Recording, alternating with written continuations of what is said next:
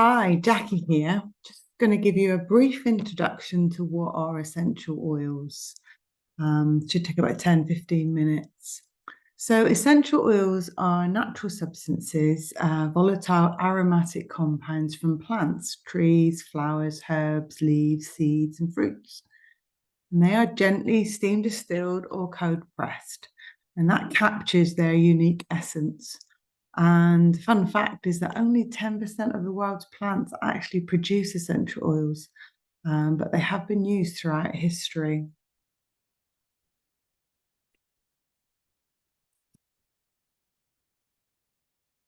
So these plants and flowers and trees go through various stresses and elements throughout the seasons and still manage to thrive. And that's because they are equipped with restorative properties. So they heal themselves and they regenerate themselves. And it's actually the essential oil of the plant or tree that contribute to its well-being. So you can imagine what it can also do for us. It's great to know that nature has everything it needs and it gives us also what we need. We just need to learn how to use it. And that's what I'm here for. So what do they actually do? Well, it's amazing actually that they can support our bodies and our well-being throughout, including our mind and our thinking and our emotions, our immune system, our cardiovascular system. You can see our digestive system, our respiratory system. It even supports our bones, our muscles, our joints, and our skin. Now, we're not saying that conventional medicine doesn't have a place. Doctors do a great job if we can get an appointment, and we're not anti-doctors or trying to even be doctors ourselves. For any big health issues, we'd always encourage you to see your own doctor. I mean, I've recently gone through my own experience where I had my hip replaced. And obviously, you can't go through a hip replacement operation without conventional medicine or doctor intervention. But when I got there, I took my oils in and I said to the doctors that I wanted to manage my health post-operation. And they were really, really responsive to it. So I took my essential oils, firstly, to keep me calm and to already begin some healing before my operation. I used lavender. And then I used my oils for healing, for pain management. I had itchy skin because of the morphine, and I used my oils for that, and I diffused them throughout. The nurses actually loved it. So that was me going to my essential oils first. Now, at any point, if I said to them, this isn't working and I need some meds, they would have obviously prescribed them. But it's just a way that you can try the natural route first. You'll find that most conventional medicines actually treat symptoms rather than the cause, and 80% of ailments and everyday challenges can actually be supported by essential oils once you know how. It's just so empowering to be able to look after your health yourself. Hospitals in the US, which is where actually doTERRA was founded, use it to complement their healthcare, diffusing the oils and prescribing doTERRA oils on prescriptions. Even here in the UK, doTERRA oils are starting to be used. doTERRA's approach uses things taken from the earth. doTERRA actually means gifts of the earth. A lot of meds are plant derived, such as aspirin, morphine, and codeine. So why not go back to nature in the first place? We actually share 50% of our DNA with nature. So the elements from these trees, plants, and herbs and flowers can meet our body's needs and get to the root cause in most cases, not just treat the symptom. And as we are the same generic makeup as nature, the body recognizes the blueprint in their aromatic compounds, and our bodies work along with them. Unlike many synthetic medicines where our bodies resist or even reject them and cause nasty side effects. Sometimes we're giving another pill to support the side effect of the pill that we need for our treatment. It's mind-blowing. Most of us have bought essential oils from a shop. You can get peppermint, for example, for as little as 99p. And believe it or not, even though that the bottle may say 100% pure, it can contain as little as 3% pure oil and 97% the synthetic replica. This is allowed as there are no regulations or standards in the essential oil market. And this is why really doTERRA was founded, because they were concerned about where the essential oil market was going.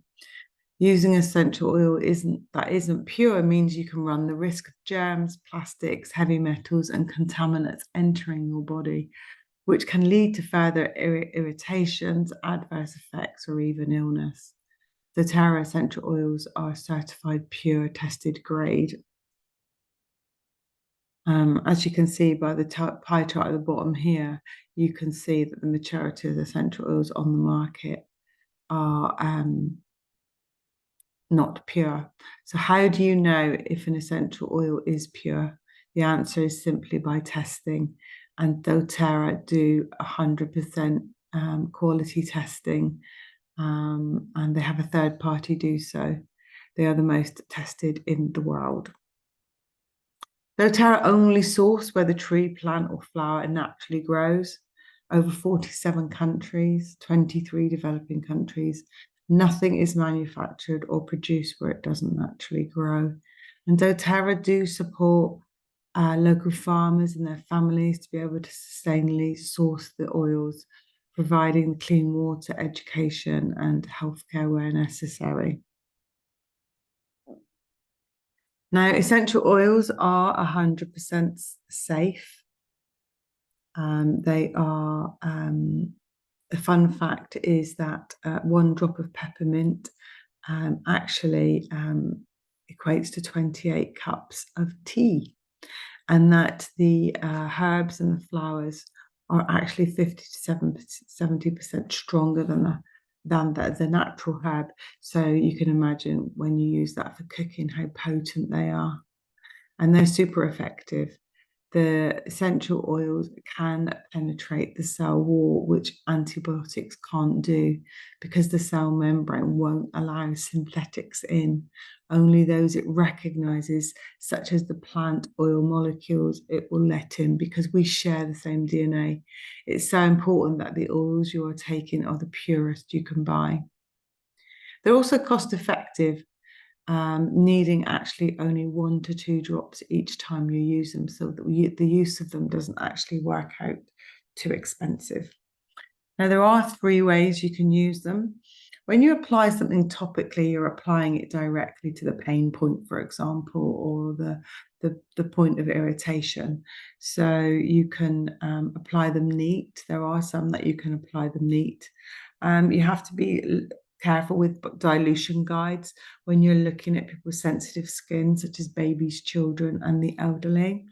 And for that, we can use a carrier oil or of organic vegetable oil. We use fractionated coconut oil at doTERRA, but you can use something like jojoba or grapeseed oil. If in doubt, get your feet out. That's the best place to apply them, and I'll show you an image later that shows you why. Now, aromatically is the best way and the quickest way to get them into your body. You can inhale it straight from the bottle, or I like to diffuse. Diffusing throughout the home is amazing. It's not recommended to use the burners because they can damage and change the compounds.